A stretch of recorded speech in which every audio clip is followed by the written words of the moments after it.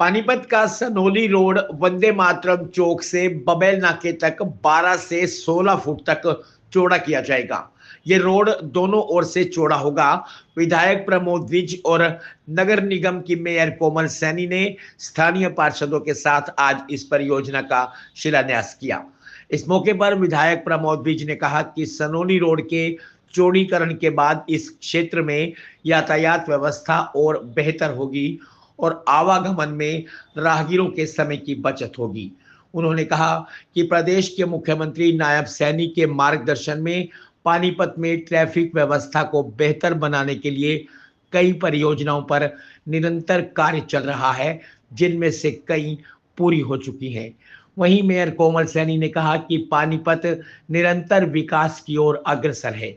विधायक विज के सतत प्रयासों से पानीपत का कायाकल्प हो रहा है और पानीपत शहर में नई परियोजनाएं धरातल पर उतर रही हैं। कोमल मीडिया का बहुत बहुत धन्यवाद करना चाहूँगा आपके माध्यम से।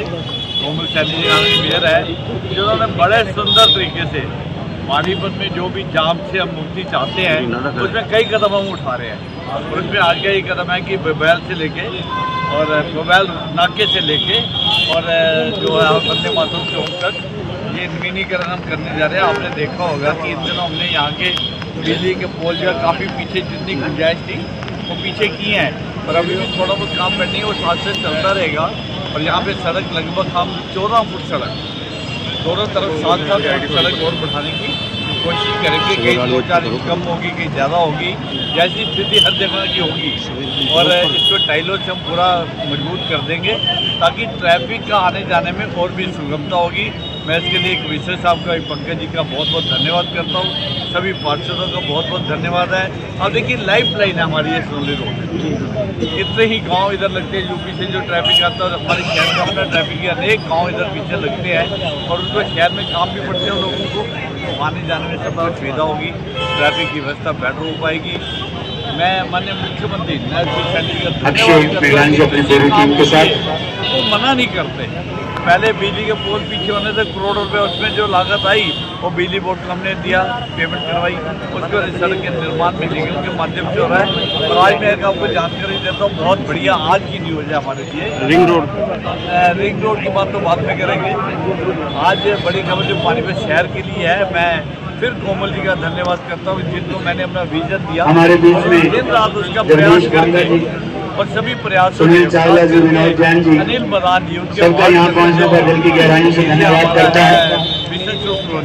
आप सभी यहाँ पहुँचे इस कार्यक्रम शोभा को बढ़ाया, वही पुराना बहुत धन्यवाद करता हूँ सभी लगभग 26 करोड़ रुपए की लागत से वहाँ बहुत बड़े सीवरेज डलने जा रहा है, स्ट्रॉन्ग वाटर के कनेक्शन होने जा रहे हैं, वाटर के कनेक्शन होने जा रहे हैं। और इस सारे सीवरेज के जो वाटर होगा इसको एस्ट्रीम प्लांट जो हुड्डा के सेक्टर 6 के अंदर है उसमें लेके जाएंगे, उसकी परमिशन साथ में दी गई है।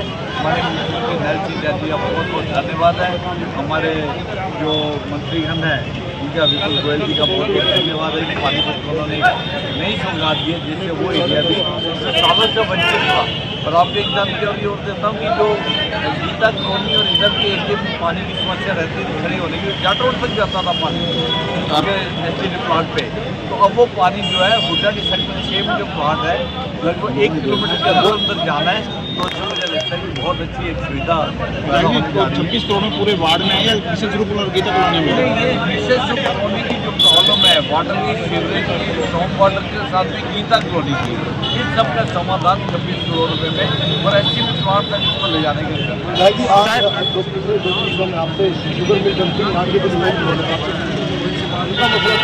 देखिए वहाँ के लोगों का अपना ये मसला है, लेकिन मैं समझता हूँ कोमल मीडिया ने बड़ी अच्छी तरह उसको एश्योरेंस दी है कि वहाँ पे हम डंपिंग यार्ड नहीं बना रहे। वो पार्टी ने जिसके पास टेंडर है जो मुझे बताया गया उनके पास कोई इलेक्ट्रॉनिक गाड़ियाँ भी ला दी हैं उन्होंने, गाड़ियों को रात खड़ी करने की जगह भी दी, चोरी हो जाती है गाड़ी में से सामान चोरी हो जाता है। ये सब कोमल ने उनको एश्योर किया है कि आप निश्चिंत रहिए, नहीं बना रहे, सिर्फ गाड़ियाँ खड़ी करने की हमें सुविधा चाहिए, उसके लिए पार्किंग की व्यवस्था। गुमराह किया जा रहा है क्या फिर उनको? गुमराह एग्जैक्टली, लोग जो है विरोधी जो है इस बात को ऐसे उछाल रहे हैं।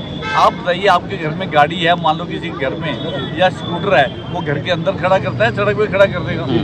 तो हिफाजत तो करनी पड़ेगी। तो थोड़ा सा एश्योरेंस दे रहा हूँ मैं पब्लिक को। उन्हें समझाने के लिए मैं अगर जाऊँगा तो मैं सदन के बाद जाऊँगा। 18 दिन तक हमारा विधायक जी सदन की बात है, विधानसभा में लगातार आप पानीपत के अलग अलग मुद्दे उठा रहे हैं, सीएम साहब भी कुछ खास मेहरबान नजर आ रहे हैं पानीपत। मैं कहता हूँ ये उनका आशीर्वाद है। पहले माननीय मनोहर लाल जी जो पूर्व मुख्यमंत्री हमारे और आज वर्तमान में हमारे केंद्रीय मंत्री है, उन्होंने भरपूर आशीर्वाद दिया पानीपत। हाँ जी। और आज माननीय नैब सिंह सैनी जी हमारे मुख्यमंत्री, मैं बता रहा हूँ कि मैं किसी काम के लिए भी जाता हूँ, जनता के काम के लिए, पार्टी के काम के लिए या जन सेवा के लिए नए नए प्रोजेक्ट अपने विजन से लेके जाता हूँ, उसके उन्होंने कभी मना नहीं किया। और मैं आपको एश्योर करता हूँ जो मुद्दा कल मैंने विधानसभा में उठाया है, सर्कुलर रोड बाईपास बहुत जरूरी है। और मैंने इसका सर्वे भी करवाया था। इस क्वेश्चन को लगाने से पहले मैंने सर्वे करवाया है और उसमें जो डाटा हमारे सामने है, ऑलरेडी 60% जो ये रिंग रोड है ये बनी हुई है, नहीं बननी है। 40% का निर्माण नया होना है, बहुत बड़ा खर्चा नहीं है। तो मुझे लगता है कि माननीय मुख्यमंत्री जी और पवार साहब का मैं धन्यवाद करता हूँ। महिपाल ढांडा जी हमारे मंत्री हैं, महिपाल जी और पवार साहब दोनों मंत्री हैं, उनकी राय भी कल जब क्वेश्चन लगाया था तो पहले सुबह हमने मीटिंग की माननीय मुख्यमंत्री नैब सिंह सैनी के साथ। उन दोनों ने बस में कहा कि ये बहुत ज़रूरी है। माननीय मंत्री जी महिपाल ढांडा जी को सिर्फ किसी काम से, क्योंकि वो मंत्री भी है, साथ में पार्लियामेंट्री अफेयर भी उनको देखना होता है। जो हकीकत का भी पता है, जो शहर में रहते हैं यहाँ कई बार तो नहीं, इसी जिले के उनको महिपाल जी को किसी कारण में उससे सदन से उठ के जाना पड़ा, नहीं तो उन्होंने भी उस मीटिंग में इसको सेकंड किया, मंत्री महिपाल जी ने भी और पवार साहब ने भी।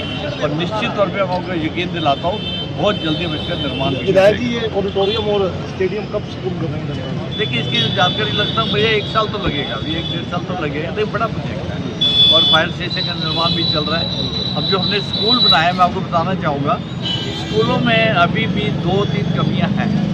तो मैं पानीपत के मैंने 5 और स्कूल आइडेंटिफाई किए हैं जिसमें लगभग 10 करोड़ रुपए की लागत आएगी। मैं माननीय मुख्यमंत्री प्रार्थना कर रहा हूँ कि उन स्कूलों को भी अपग्रेड करें। अब हमारा जो अगला काम है वो शहर में स्कूलों को अपग्रेड करना, डिस्पेंसरीज को हेल्थ का ध्यान करना और साथ में शहर में जो बिजली का काम होने वाला है, बिजली की वायरिंग वगैरह बहुत पुरानी है, केबलिंग चाहिए है। उसके लिए आपको जान के खुशी होगी, शायद मालूम भी है कि लगभग 26 करोड़ रुपये या 36 करोड़ के लगभग पैसा आ चुका है और एससी साहब से मेरी लगातार मीटिंग चल रही है। अब हम उस पर काम करेंगे।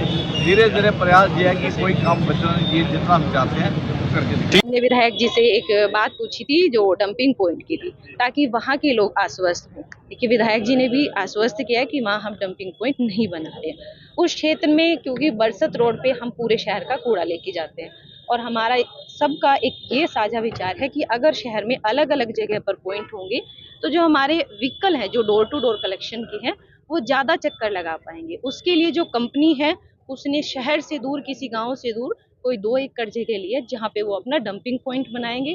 तो मैं वहां के लोगों को आश्वस्त करना चाहती हूँ कि वहां पर कोई डंपिंग पॉइंट नहीं बन रहा है। आप लोग निगम का सहयोग करें, हम आपकी सेवा में हाजिर हैं। मैं एक बात बताता हूँ, 11-12 की सेक्टर की प्रॉब्लम बहुत बड़ी है और गंभीर समस्या, और वहाँ के लोगों का जो नाराजगी है या शिकायत है वो बिल्कुल उचित है।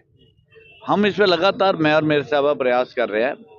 निगम को अब ये सेक्टर हैंड ओवर हो चुके हैं। पहले सीवर जो है वो HSVP के पास था, आज वो भी निगम के पास आ चुका है। तो हमारी चिंता और भी ज़्यादा कि जब है ही हमारे पास तो हमें काम तुरंत से तुरंत करना है, इसमें बहुत लंबा टाइम नहीं। तो इसके लिए हमें 2 तरह के एक्शन लेने पड़ेंगे, एक है शॉर्ट टर्म प्लानिंग का, एक है लॉन्ग टर्म प्लानिंग का। लॉन्ग टर्म में प्लानिंग में तो यह कि 30-40 साल पुराना सीवर है उसको ऐसा क्या बनाया जाए कि अगले 30-40-50 साल वहाँ दिक्कत ना आए, ये तो लॉन्ग टर्म है। पर हम उतना इंतजार भी नहीं कर सकते, उस काम में अगर 2 साल लग जाएंगे तो 2 साल लोग इसी तरह प्रॉब्लम को फेस करेंगे। तो हमें कुछ शॉर्ट टर्म एक्शन लेने पड़ेंगे जिससे जो इस समय की समस्या वो थोड़ी सी कम हो जाए और कोई लॉन्ग टर्म प्लानिंग करके हम इसके परमानेंट हल करेंगे। श्योर रहिए हम लोग बड़ी चिंता के साथ काम करें, पैसे की कमी नहीं है, लेकिन एक तो वहाँ कब्जे बहुत है, सीवर लाइन ही कई लोगों के घरों के अंदर है। देखिए हमारी समस्या समझिए, सीवर लाइन घरों के अंदर है तो ठीक कैसे करेंगे उसको? तो इसको समाज को भी हमें साथ में जोड़ना पड़ेगा, समाज की भी एकमत राय बनानी पड़ेगी, उनकी राय लेके जैसा वो कहेंगे वैसा काम तुरंत से तुरंत शॉर्ट समाधान भी करेंगे और लॉन्ग टर्म समाधान भी करेंगे। एक मैं आपको और एक प्लान बनाता है सफाई का वो सब फेल हो जाता है, कैसे क्या नहीं फेल नहीं होता है, ऐसा नहीं है, समस्याएं आती है। आप नया घर भी बनाते हो तो पहले साल बरसातों में उसमें कुछ ना कुछ प्रॉब्लम आती है, समस्या तो जीवन का पार्ट है। समस्या तो आती रहेंगी और हम उसको हल करते रहेंगे। सब्र करना चाहिए, लेकिन निश्चित तौर पे जो चिंता आप लोगों की है, जो समाज की है, वो हमारी भी है। हम घर में आराम से नहीं सो जाते कि शहर में किसी चीज की चिंता है तो हम बिल्कुल सो जाएंगे घर में जाके, ऐसा नहीं होता है।